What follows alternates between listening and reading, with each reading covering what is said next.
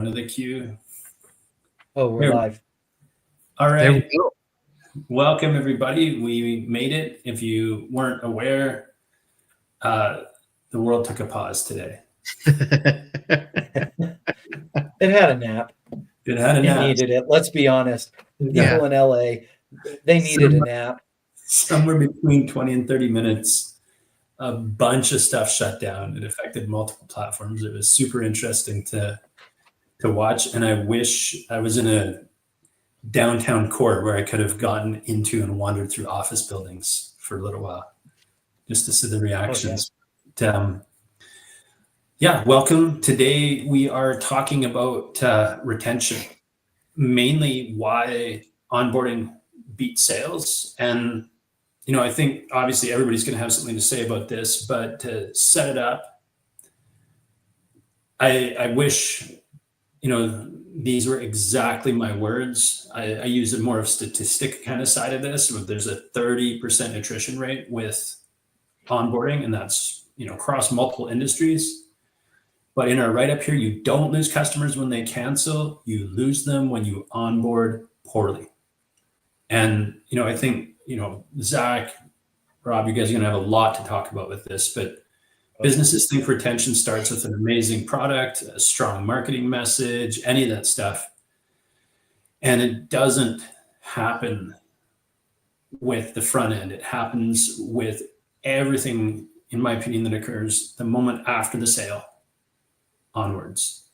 Onboarding is your single biggest risk or opportunity. And so that's really what we're going to kind of dig in today. Why onboarding is overlooked, in my opinion, why nobody wants to talk about it, but more importantly, how to design it so that it's sticky, so that it's got a strong connection, that there's an emotional component, that it's more than just a bunch of automated texts or a couple of emails. And again, I think it applies to both internal and external, right? Your customers and your team need to be onboarded well. So who wants to start? Well, I'll start by pushing back against the premise a little bit. Yeah. Because I think that, look, a business is like a body, right? It's like a human body. And you can't separate the heart from the lungs, from the hands, from the feet. They are all part of one ecosystem that has a job, right? Namely, make you and make it so that you can function and survive. Businesses are the same way. You can't separate out sales and marketing and accounting and customer retention and all of that stuff because it's so interconnected. It's such a complex system. Mm-hmm. And so I think that, to me, it's like, yes, retention is so vitally important because it's like, in some instances, it's 17 times more expensive to go and find a new customer than to retain an existing one. 17 times. That's nuts. Yeah. But at the same time, you have to think about root causes. Why did that customer leave? Well, that customer probably left for a whole bunch of reasons, one of which might be they were sold or told one thing, and the product or service that you were actually showing them during onboarding delivered exactly the opposite. And Perfect. I think that that's a huge problem. And that goes all the way back down to marketing and branding and messaging. Okay. So I was told this was in the box, the picture on the outside of the box, the words on the outside of the box, the promise, the gold seal, all that said this. And then I open it and there is something in there. Yeah. It's just not what you said. So I don't know. Do you guys watch The Office? Have you guys watched The Office? Yeah. Okay. So there's a Christmas episode where Dwight is always doing these side hustles. And one of the side hustles that he always does is he buys the most popular Christmas toy. He goes to the local store and buys them all out.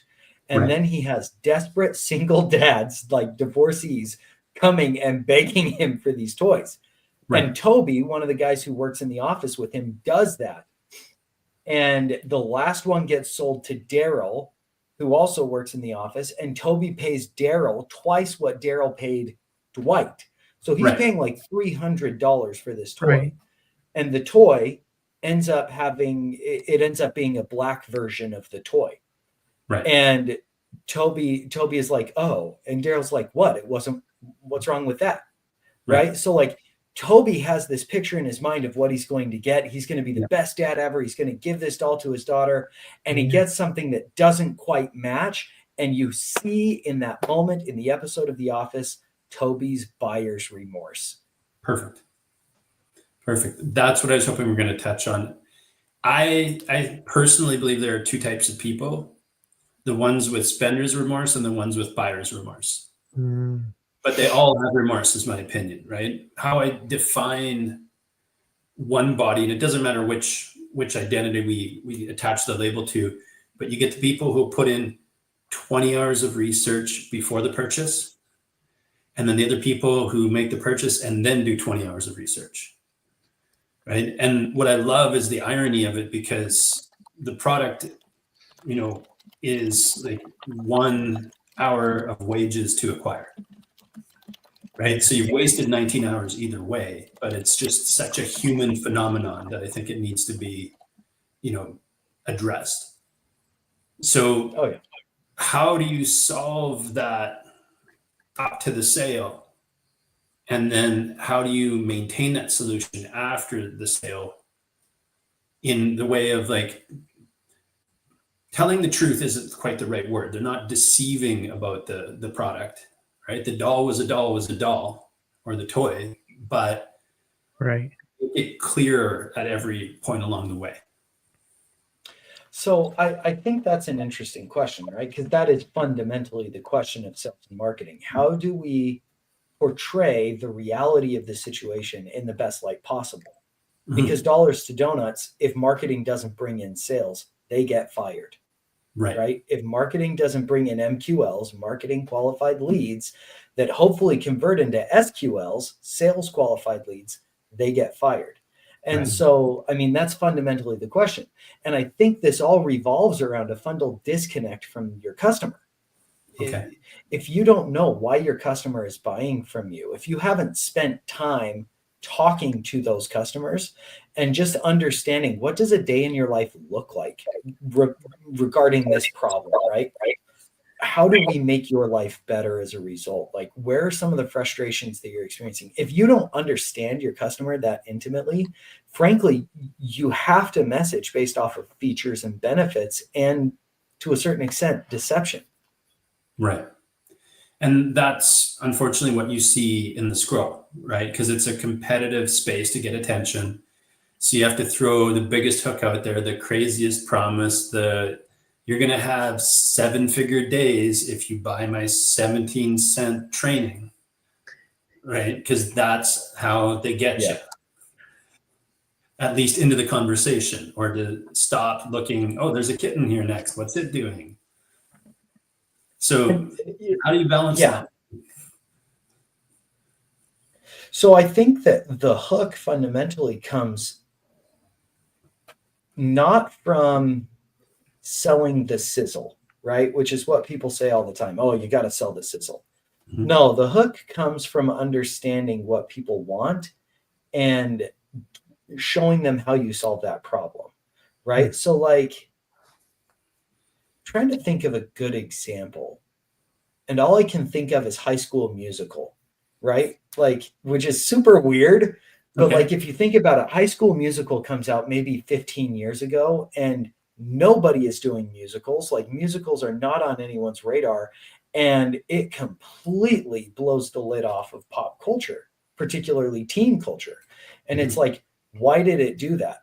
If you were selling the sizzle, you wouldn't have sold High School Musical. High Right. School Musical just caught something in the pop culture and made people connect in a way that I think other media at the time wasn't. And so bringing this back to business, right? Mhm. A hook can be very, very simple. It Okay. doesn't have to be something really intense. So you find out a way to make it relevant. You focus on its importance to them. They enter your funnel, move through it, move past a qualified lead into a sale. The transaction happens. And now what? Because that's really the core of what we're kind of picking on today. And again, we focused, I think, very rightfully so on a fundamental flaw of how much lack of alignment or alignment there is between the things that get them to the point of that transaction. Yeah. But now that we've crossed that threshold, what do we do now? What are the best practices that create that crazy figure of how much more profitable it is to retain a client than start all over again, right? And find that person who's never heard of it, isn't familiar with it, doesn't know what you do, never mind whether or not they're willing to do business with you yet. When do we think that, where is that line between like initial purchase, onboarding, and retention? Where's the line between onboarding and retention? I'm so happy you asked that, because I think I have a different version than most people. And like, we mapped this out recently for a build that we're looking at doing, because on the base level, it's like there's actually 17 different touch points you can do from the second that lead enters your CRM past the point of sale, right, into that onboarding. And we defined onboarding as 90 days after the transaction. Okay. Right? So you can solicit feedback, which was the purpose of the build and the conversation we were looking at. I'm like, hey, you opted in for the free download. We know that's how we got you, but what did you think about it? So I think onboarding can start that early. And then obviously we can partition it and say, oh, it happens after you run their credit card. Right? So I'm open to all opinions on the subject. I don't think that retention just starts after you run the credit card, right? It's got to be building a long-term relationship. People say people do business with people that they know, like, and trust. You can't have a relationship with a brand. You might be able to have a relationship with a product, but you have relationship foundationally with people. And so I think that to me, the key is really, are you building that relationship to understand what these customers need? I'll give you an example. I worked with a SaaS company. They were doing pretty good. They were about 8 figures, but their retention sucked. I mean, it just sucked. And they couldn't figure out what was going wrong. So we came in and we just started calling customers. And all they wanted us to do was to update them on their support tickets, not fix them, right? Just update them. Right. When we started doing that, and we saw a 53% decrease in delinquent accounts. Right. We saw customer retention improve by 14.6% in 12 weeks. Right. It was literally millions of dollars for this company. Right. Just because we started thinking, hey, what do you need from us so that this feels aligned with what you want? Right. Got it. What do you think about that, Rob? Like, where's your mind on this? I keep going into the service space. Like, how many experiences do you need to have before you're like onboarded? And what's that marked by? Like an emotional commitment, confidence, right, or lack thereof, right? Like, when do you make that decision? Like, I am committed to this will now be in the hard yes column for me. A restaurant, a hotel, pest control, right? Like credit card company, all these different businesses. Like, when do you make that choice?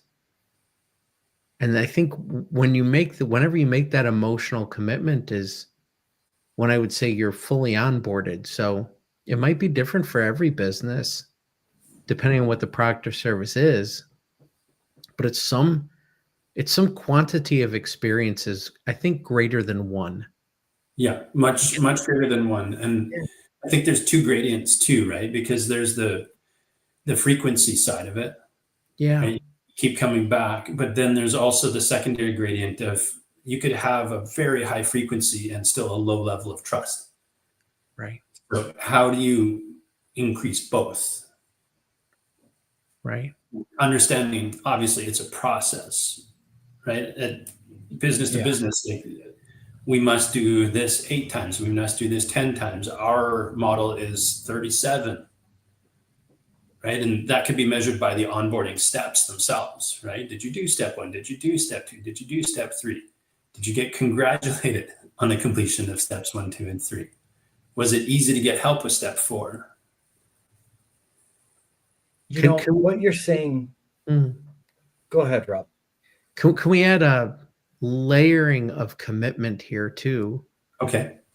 Like you could be onboarded to level 1 of commitment, and we call that a win. And then when the fit hits the shan and you show what you're really worth, when I have a problem, right, then you win me to commitment level 3. Right? So it's like the deepening of the relationship in onboarding can continue after the initial, depending on the behavior of the company. Like my story here is American Express as a travel broker, right?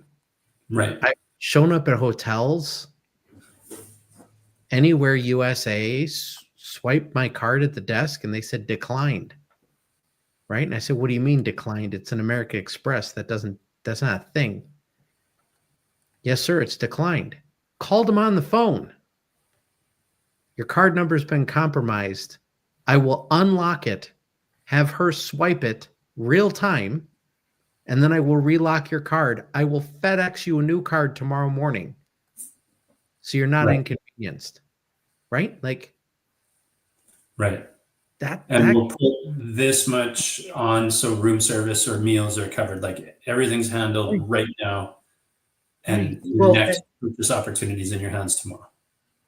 And it makes me think of, because I love that story, because that's like when you buy American Express, that's what you're buying. That's part of the expectation and the experience. That's the outcome that you're expecting to create, right? Yeah. And there are certain requirements that go along with doing business with American Express, right? It makes me think of Intercom, which is this Irish SaaS company, right? And what they started doing, because they had atrocious retention rates with onboarding. Like they could sell them, but they couldn't keep them past onboarding. And so what they started doing is they just started talking to their customers and they said, tell us why you are using our product. Like, what is the outcome you want to create? And they found 4 different lanes that customers were trying to use Intercom to create. And so basically what they did is they started at the beginning of the sales process and they said, okay, which lane are you? Got it. And then once they were in that lane, it was like, okay, bam, we know exactly how to deliver that. Every step of the way, we're confirming, okay, this is still your lane, right? Yeah. Okay.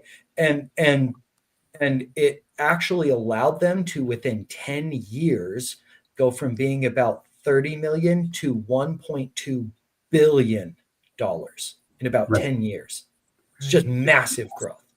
Just to stick with Rob's analogy, like, there you go. Do you want to sit in the restaurant, in the lounge, or at the bar? Like, just upfront getting that opinion out of the person. Where are you most comfortable? Yeah. So much sense. Yeah. And that's how you build relationships, right? Like it's super simple too. Just like think of Chick-fil-A, right? Like they are always so thrilled to serve us fat slobs their fried chicken and French fries and lemonade. They are always so thrilled.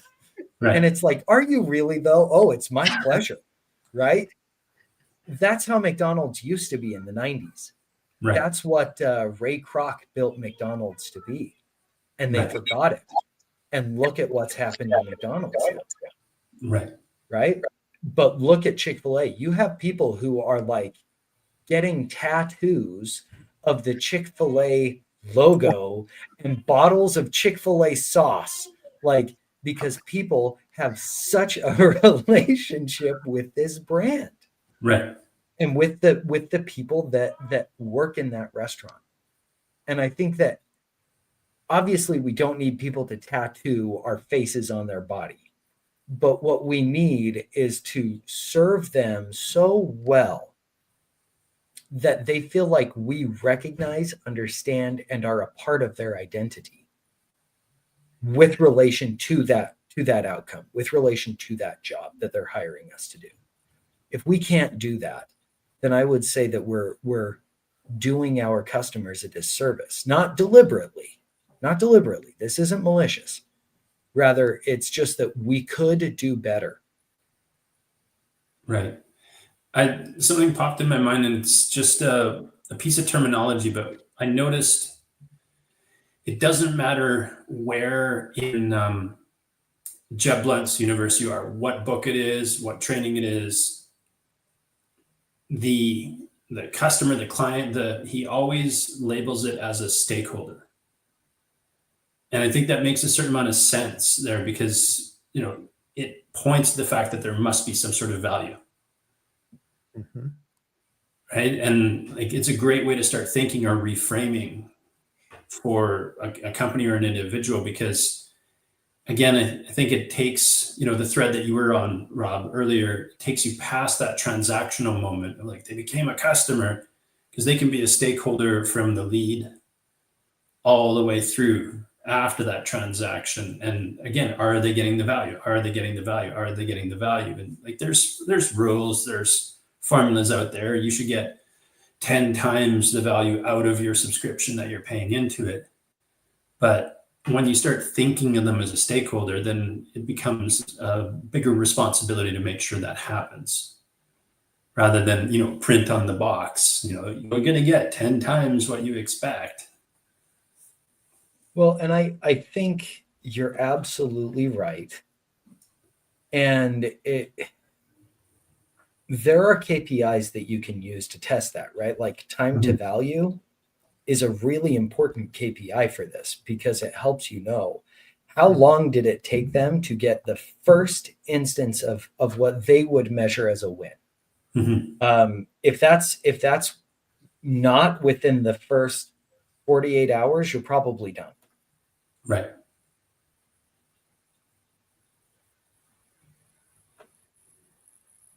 Do we want to go in the direction of freemiums?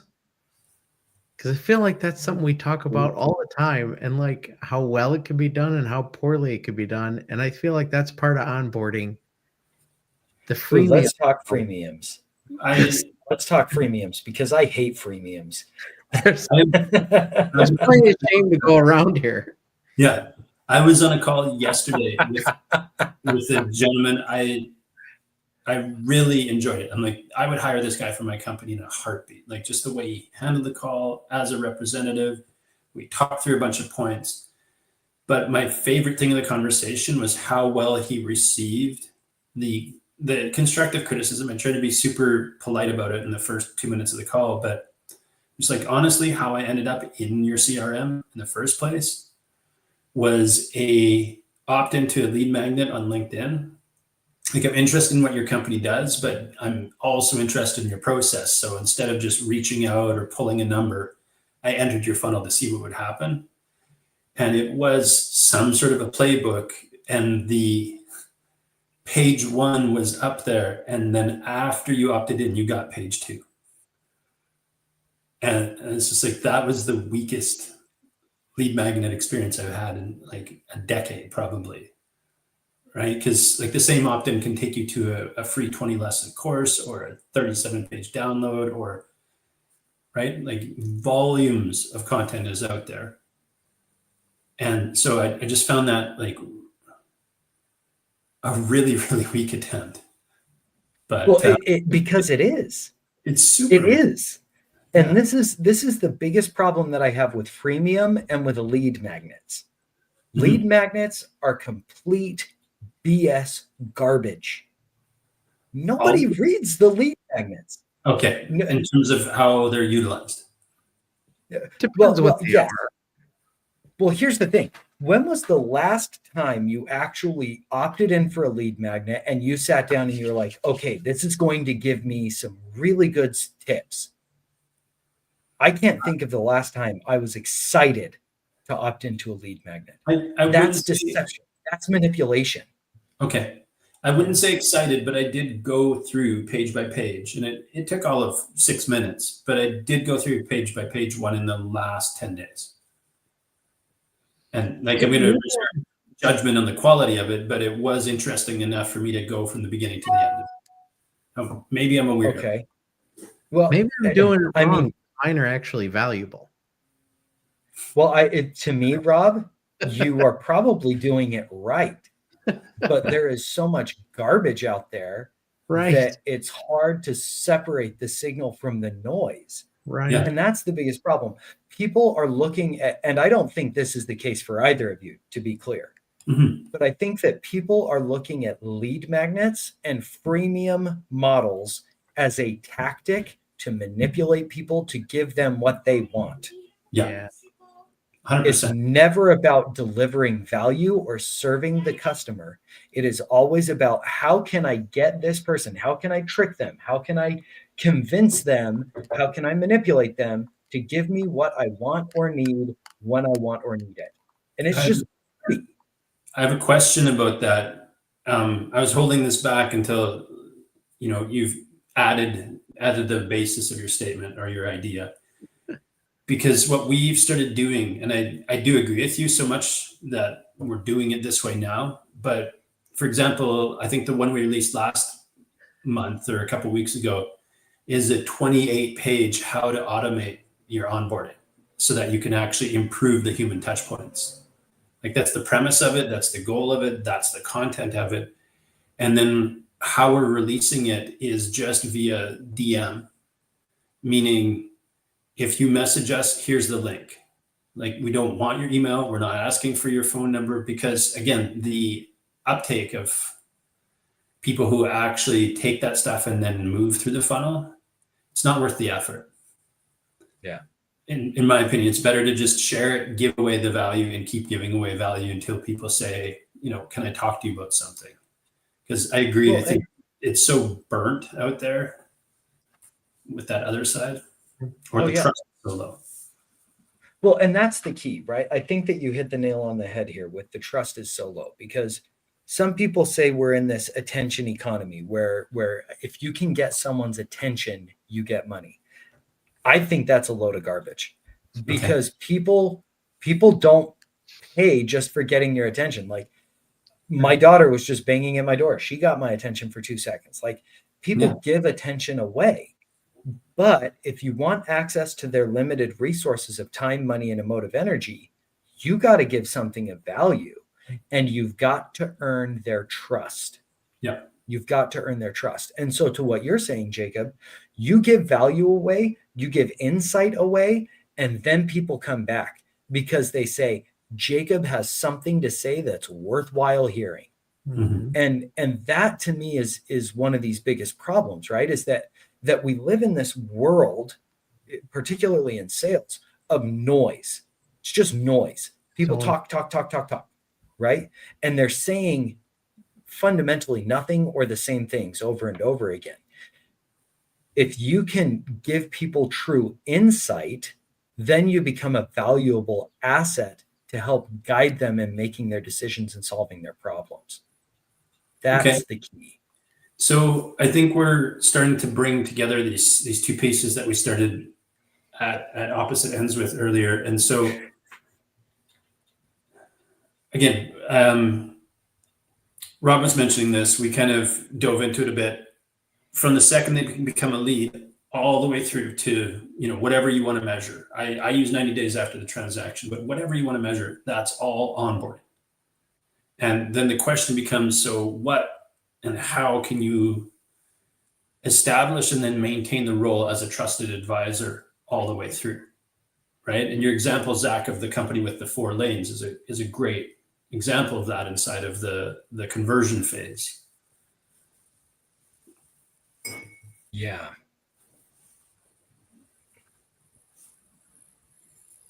I think that the key again is having regular touch points where you're saying, are you consistently getting value out of what you're paying for? And part of that includes having consistent insights. See, if you boil it down, customers really need three things from you in order to build trust. One, they need to understand, they need to believe that you know their problem better as well as or better than they do.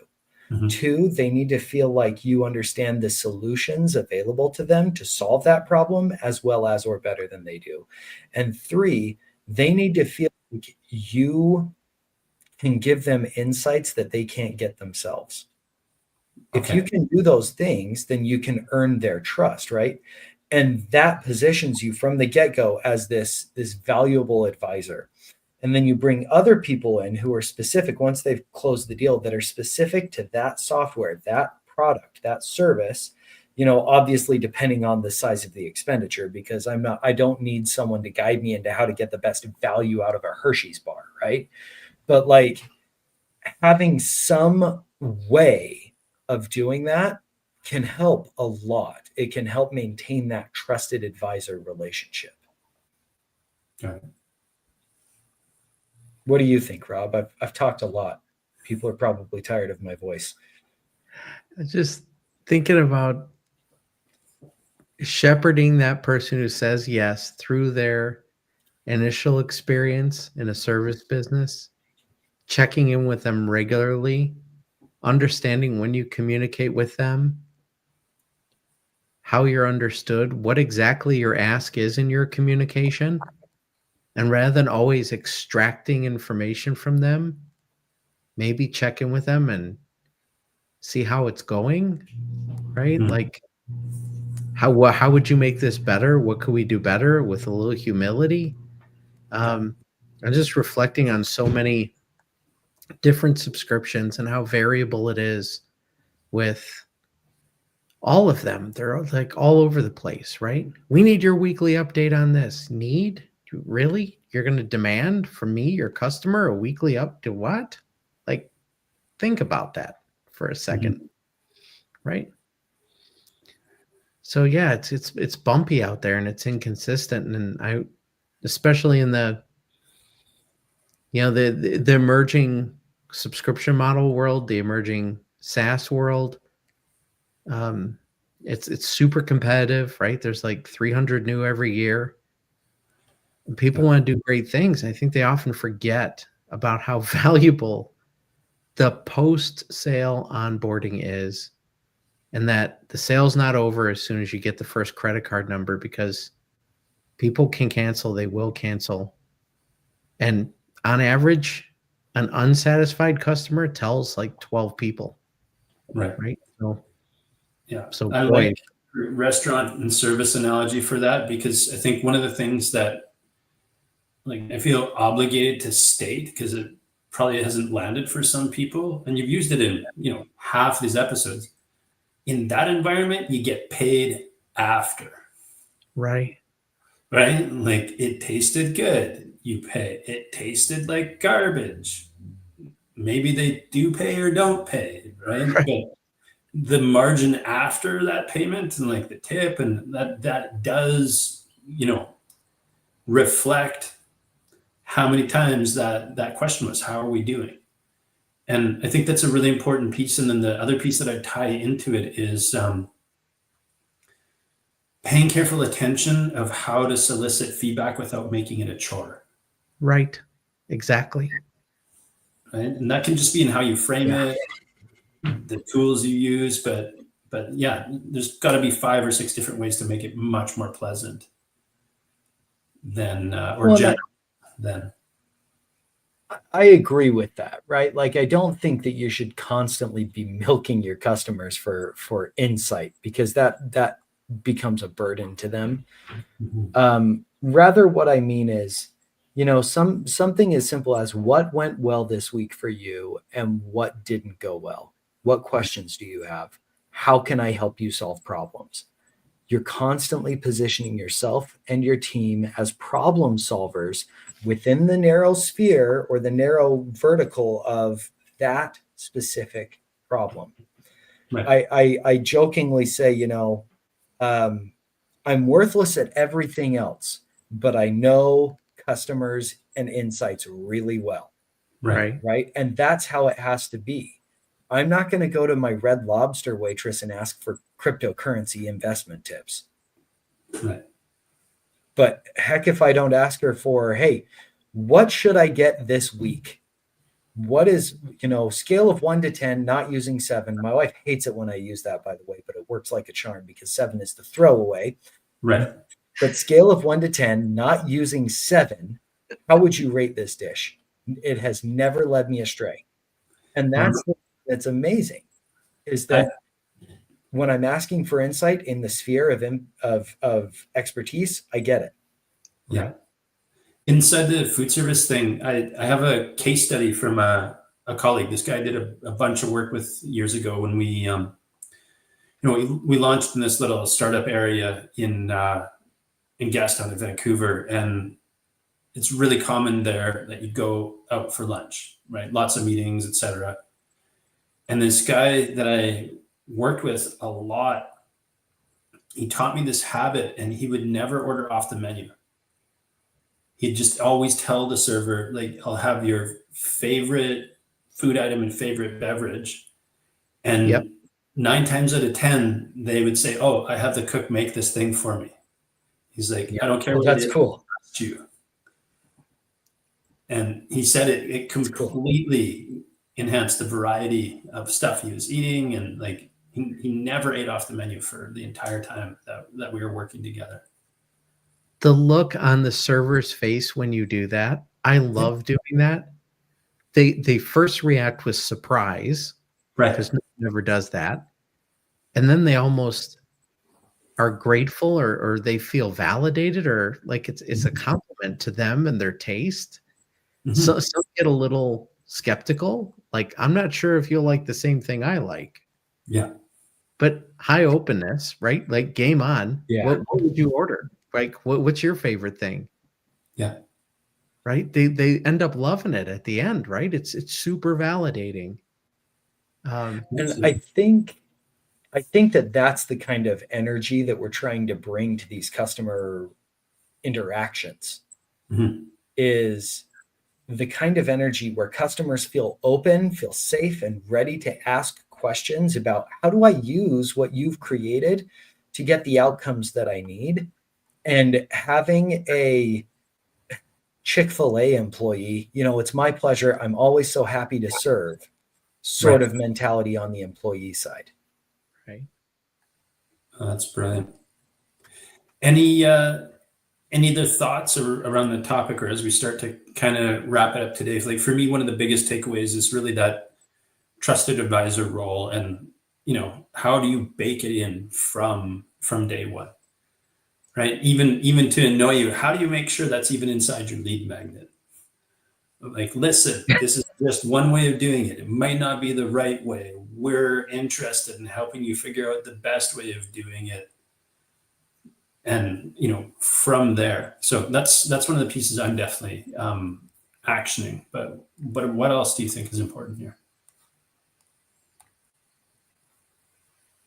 I think the big thing we've been talking about, but maybe haven't said overtly here, is the value of listening without bias, without injecting your own opinion, trying to do it very objectively, and listening with depth, and what else, and tell me more.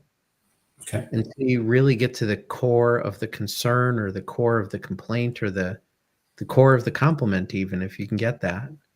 Right. But seeking to understand where your customer is, rather than extract information from them, can be super valuable, right? In refining your onboarding process. How is it going? Tell me more. Got it.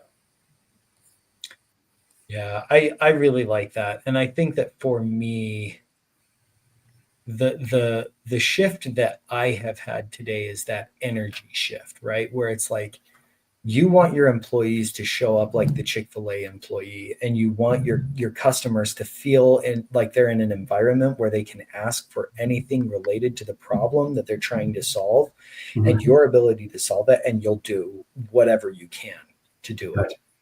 Including That's saying the guy across the street has a better solution. Absolutely. Absolutely. Because that's when you create that trusted advisor role. Mhm. And you know what? I would be willing to bet that at least 6 times out of 10, they'll stick with you just because they trust you more than the guy across the street. Got it. Hmm. Yeah, I like that. Yeah. And then the service thing, right? Like the checking in because it's part of checking in, not because we're demanding more of your attention, Right. right? Make it really easy to solicit feedback because you're interested in what they have to say, not, demanding, again, chores. How to make feedback not a chore, I think, is a big piece. Yeah. Well, and just adding one little thought to that. I had a friend who this guy was a prolific networker. Like, you talk to that guy and it's like 6 degrees of Kevin Bacon. Like, he knows everyone. And so I had a friend who pointed this out about that guy. He says, he consumes relationships, right? And I was like, I'd never thought of it that way. And he's like, yeah, he absolutely consumes relationships. That's his way of numbing, deadening his emotional pain or whatever. And I think that for businesses, we have to be very careful that as we're reaching out for that information from that customer, that we are not consuming that information, but we are digesting that information, right? We're taking it in, we're using it to make ourselves better. We're not just Cookie Monster, shove it in my face and don't even taste it. Right. We're sitting down, we're having an experience with that information so that we can become better.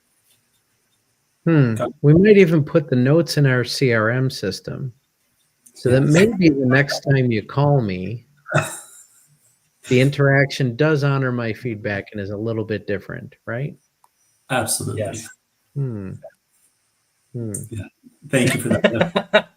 Yeah, an incredibly wise way to wrap it up. And for those of you who don't have one, like get a CRM. Yeah.